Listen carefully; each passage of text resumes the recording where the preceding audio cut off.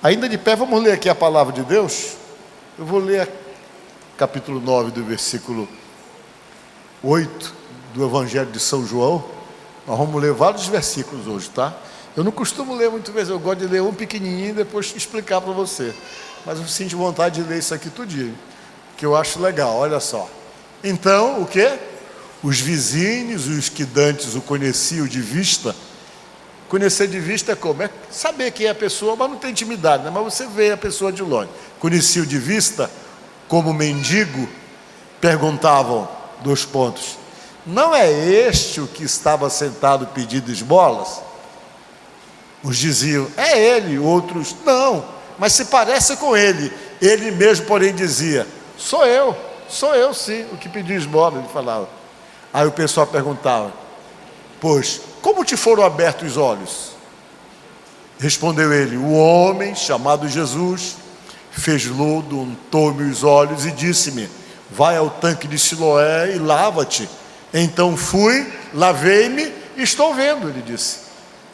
Disseram-lhe, pois, onde está ele? Onde é que está esse Jesus? Ele falou, eu não sei. Amém? Eu acho legal esse diálogo. Alguém perguntou, onde é que está? Ele disse, eu não sei onde é que ele está não, mas eu sei que ele me curou. Amém? Podemos assentar? Amém. Eu quero falar, sentir de Deus de falar de cura para vocês hoje aqui. Amém? Às vezes a gente está precisando das curas de Jesus na vida da gente. E a cura de Jesus não é só para o corpo físico não, viu? É para a alma da gente. Às vezes Jesus está precisando curar a gente do estresse, curar a gente daquela inquietação, curar a gente daquela angústia, que a gente fica assim como que sufocado por dentro, preocupado, enfrentando a situação, e aquela angústia que não larga você, parece assim que você passa o dia todo com o coração apertado, né? Às vezes isso é uma necessidade de cura, sabe? Às vezes a gente precisa ser curado, sabe do que? Do desânimo. Às vezes você já lutou tanto que você perdeu as forças, está desanimado e o desânimo vem tomar conta de você. A cura de Jesus serve para isso também.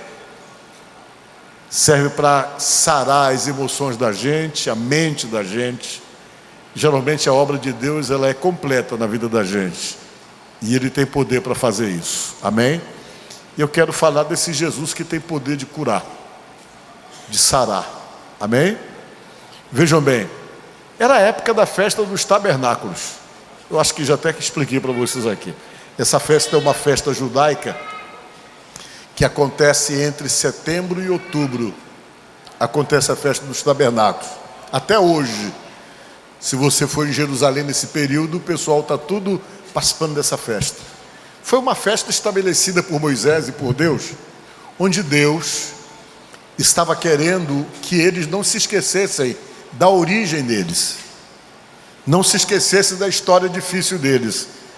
E Deus estabeleceu essa festa para eles festejarem todo ano, para eles não esquecerem que eles eram escravos, que eles estavam sofrendo era muito, vivendo escravizados lá no Egito, e que Deus foi tirá-los de lá. E quando Deus os tirou deles também a miséria, porque eles eram miseráveis lá, escravos, e Deus então os tirou e os levou para a terra prometida, onde eles passaram realmente a ter a vida deles, passaram a não ser mais escravos, a serem pessoas livres, e Deus então estabeleceu, então por conta disso, todo ano vocês vão ter que festejar exatamente essa festa, a festa dos tabernáculos. Vocês vão ficar 7 dias morando numa casinha de palha. Vocês vão morar nessa casa de palha durante 7 dias, para que vocês não se esqueçam de onde vocês vieram. Vocês sabem que às vezes a gente precisa ter essa noção da realidade da vida da gente, para a gente poder pensar exatamente aquilo que Deus tem feito, para a gente não se esquecer. Muitas vezes é necessário se lembrar do que aconteceu no passado e de tudo aquilo que Deus fez, exatamente depois de uma situação difícil que porventura tenhamos passado. Deus precisa que você se lembre, que você não se esqueça disso, para poder ter exatamente esse sentimento de bondade de Deus com você, o quanto Ele pode ter mudado a tua vida, transformado a tua vida, te tirado de uma situação extremamente difícil, para te colocar numa situação de bênção. E Ele precisa que você não se esqueça das suas origens, de onde você veio, porque cada vez que você se lembrar, você vai ter motivo para dar graças a Deus e para continuar caminhando com Ele. Amém? E Deus queria isso, então Deus estabeleceu a festa dos tabernáculos. Aí eu peguei algumas fotos. Eles ficam morando numa casinha igual a essa. Isso aí é coisa recente, né? É como eles fazem hoje. Eles constroem as casinhas de palha, às vezes na frente da casa deles, e ali eles ficam praticamente se socializando durante 7 dias. E era a época dessa festa. Todo mundo ia para Jerusalém, iam participar da festa, comiam sempre numa barraca de palha, para não esquecerem realmente a história deles. E Jesus estava lá na festa também. Ele era judeu, ele participava de todas as festas judaicas, e ele estava lá. E quando ele chegou lá, ele começou a andar com os discípulos, diz a palavra de Deus, por todos os lugares, que ele ficava rodando por ali, uma festa, e ele estava junto com os discípulos, próximo do templo. E quando eles passaram, tinha um mendigo pedindo esmola lá no templo.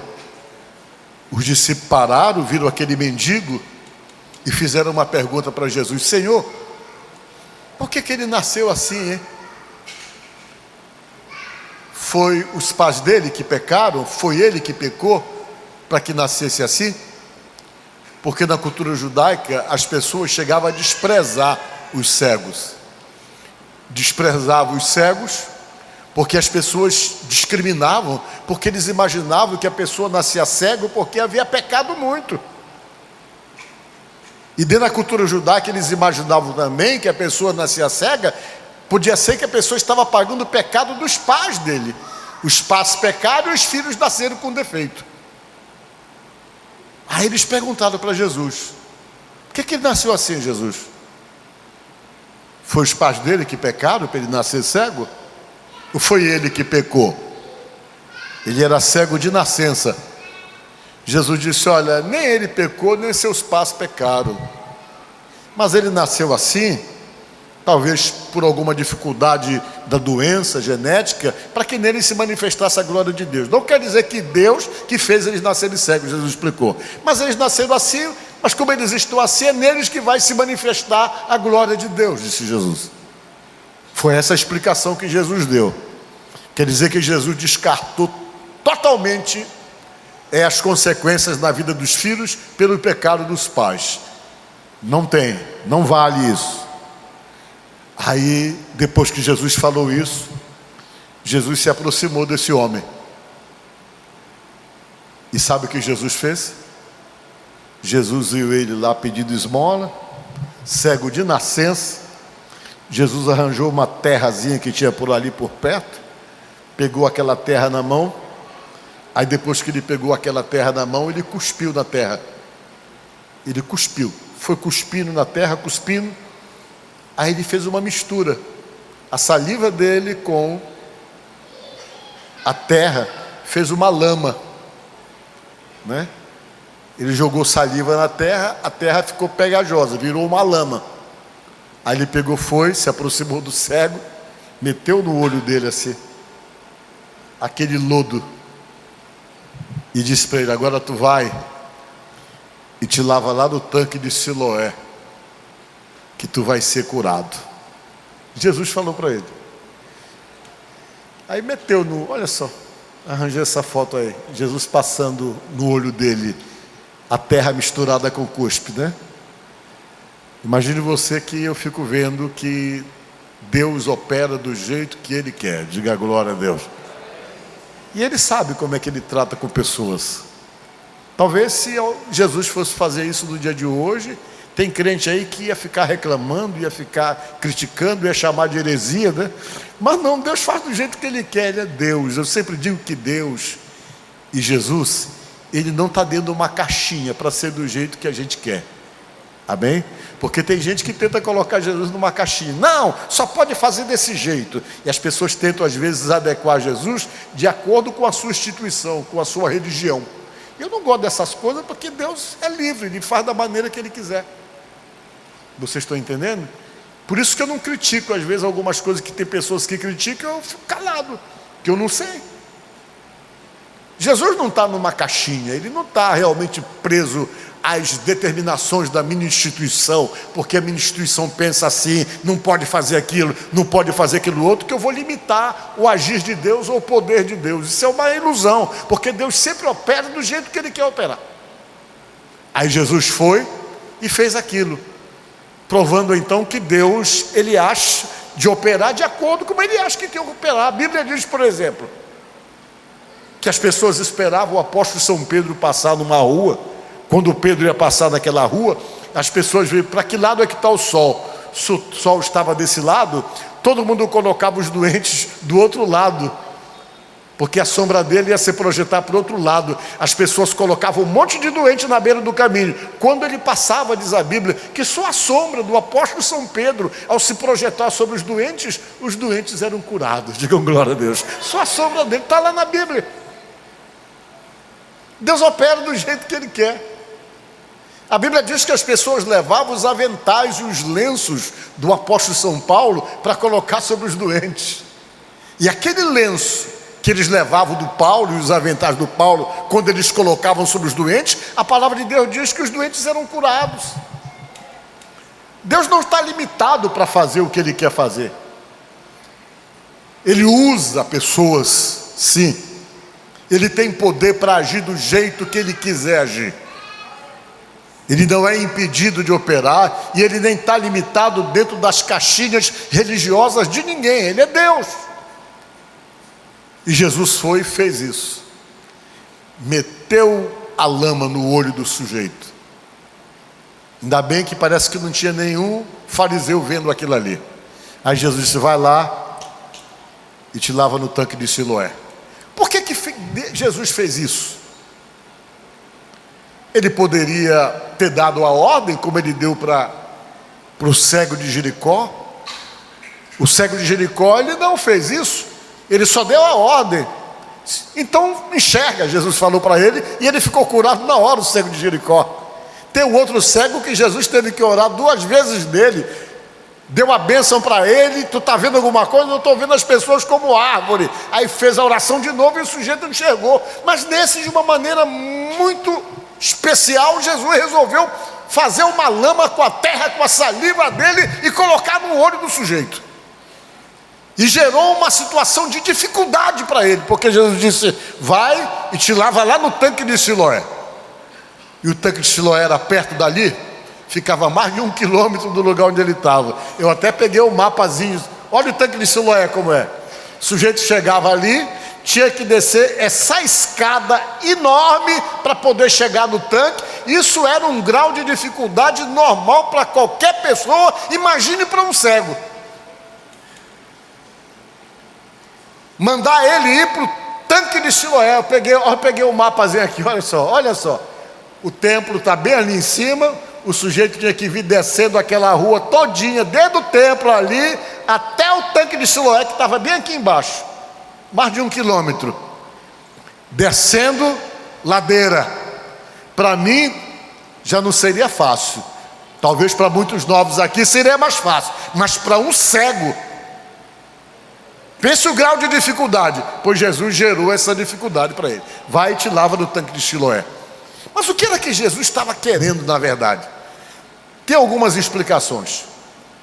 O povo judeu, eles acreditavam que o barro tinha o poder terapêutico da restauração. Vocês estão entendendo?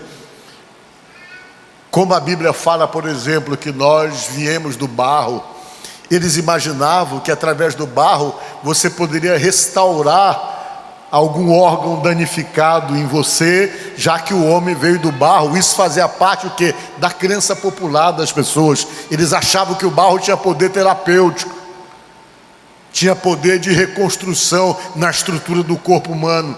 Era uma crença. Mas eles acreditavam também no poder terapêutico, sabe do quê? Do cuspe. Assim como a gente mais antigo acreditava também. Quando eu era menino, a minha mãe dizia que se matava em pinge com cuspe em jejum. Vocês lembram disso aí? Quem sabe dessa história, levante a mão aí. Queria matar uma frieira, taca cuspe em jejum em cima.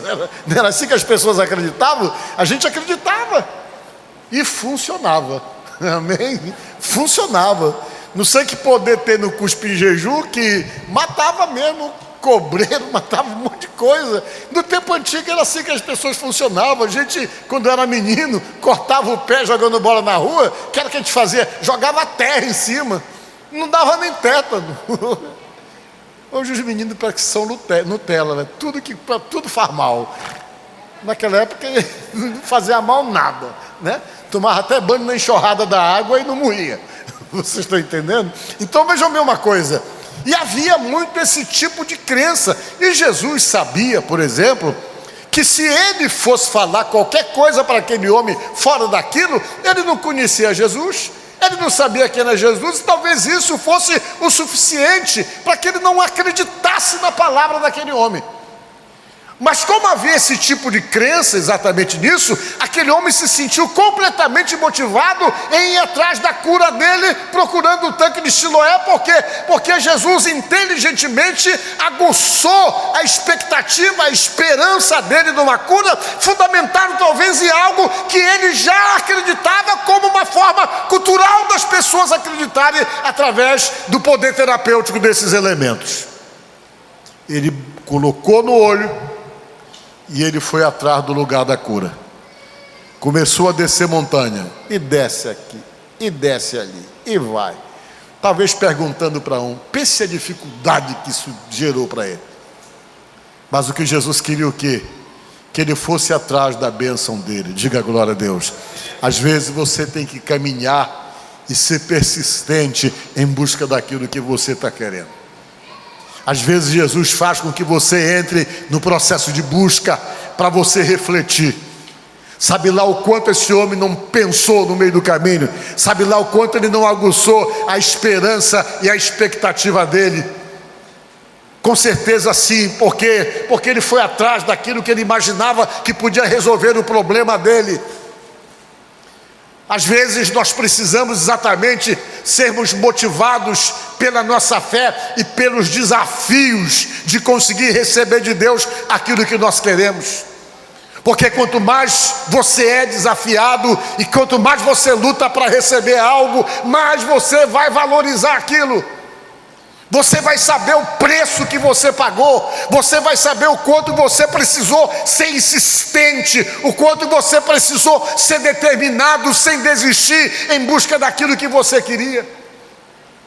Quando Jesus criou essa situação, Ele criou exatamente para deixar registrado e passar para mim e para você, que tem momentos que você tem que correr atrás, tem momento que você tem que acreditar, tem momento que você tem que passar por cima dos obstáculos, dos impedimentos, e que nada venha a ser mais forte do que a tua fé, a tua esperança, a tua confiança. Ainda que existam impedimentos, ainda que exista realmente dificuldades, percalços em busca daquilo que você realmente acredita que Deus pode te dar, a palavra está dizendo para você não desistir, mas para você ser insistente e passar por cima de todos os obstáculos, porque isso demonstra a tua perseverança, a tua fé, que vai ser honrada por Deus, te dando aquilo que você está querendo receber. Louvado seja Deus. E foi o que aconteceu. Tadinho, o bichinho foi na maior luta. Eu fico imaginando a situação dele, caminhando. Ei, onde é que fica? Para que lado eu vou aqui? Eu quero ir lá no tanque de Siloé. O pessoal, vai por aqui, rapaz, desce essa escada. Você vai em Jerusalém, é cheio de altos e baixos.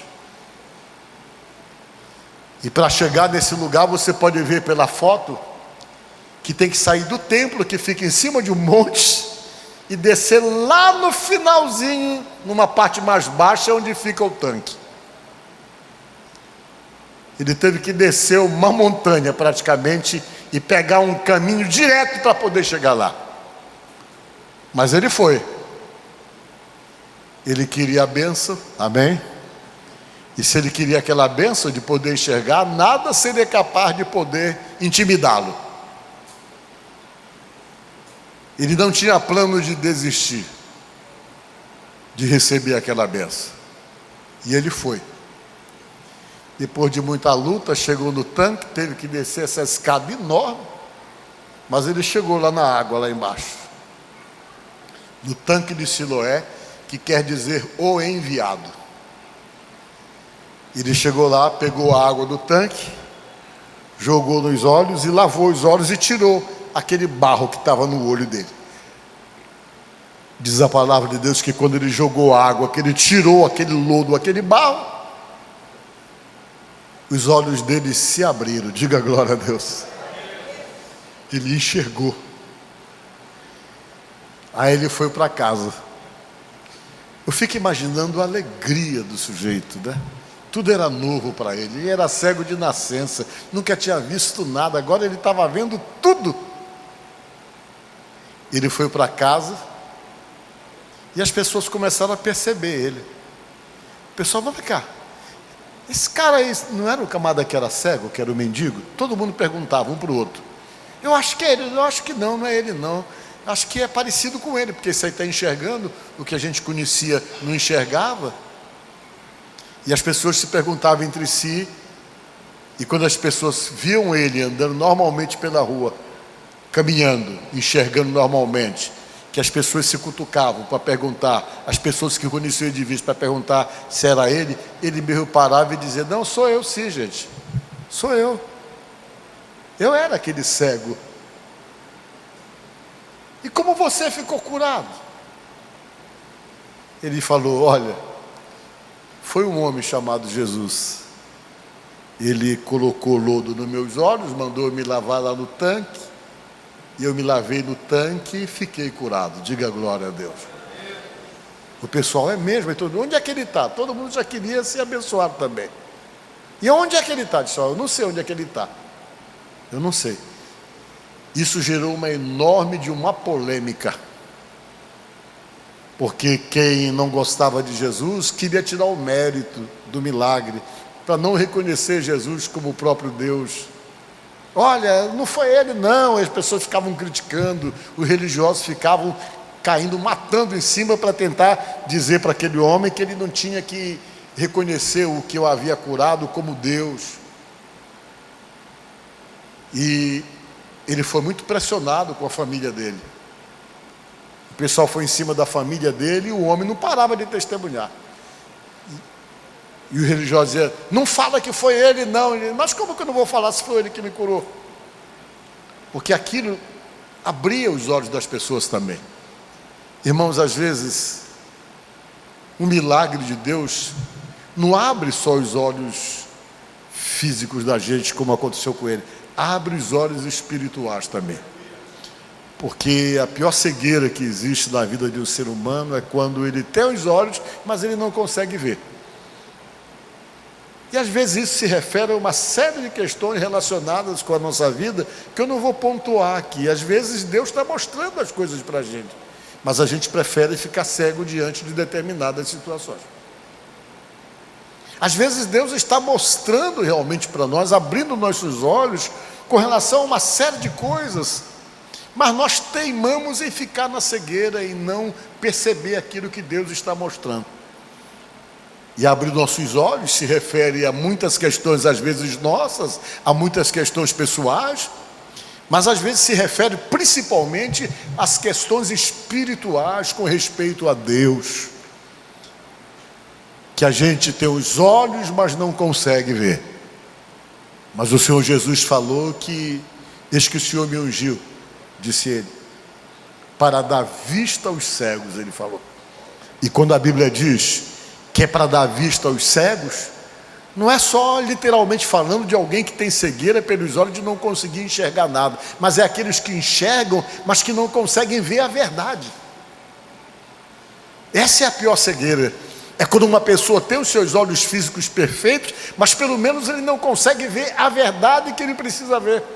ele se nega o direito de reconhecer a verdade. E às vezes Deus está querendo, o próprio Jesus, que você abra os olhos para a verdade, que é Jesus Cristo. Abra os olhos para a verdade, que é exatamente as coisas de Deus.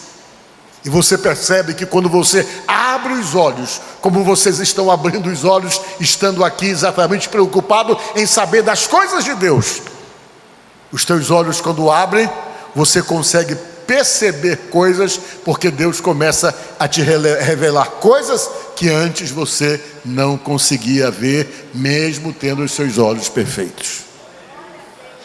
E essa questão de abrir os olhos é uma coisa muito interessante. Tem aquela passagem da Bíblia que eu gosto muito de falar sobre ela, do ajudante do profeta Eliseu, que ele tinha os olhos espirituais dele completamente fechados.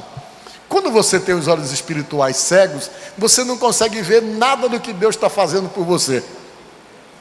Quando os teus olhos espirituais estão cegos, você não tem esperança em nada, porque você não acredita, você é abatido por qualquer situação contrária que se levanta contra você. Mas quando os seus olhos espirituais estão abertos, ainda que você esteja vendo as dificuldades aqui em tua volta, mas você consegue ver também o livramento de Deus. Diga glória a Deus. Você consegue perceber o quanto Deus está agindo em teu favor no meio das dificuldades que você está passando. Isso a gente se encontra naquela passagem ainda de abrir olhos, que nós vamos falar aqui, que é a passagem do ajudante do profeta Eliseu, que o rei da Síria, eu acho que era o Ben-Hadad o nome dele, ele resolveu cercar o profeta Eliseu, que morava numa zona rural, porque ele ficou sabendo que ele não conseguia armar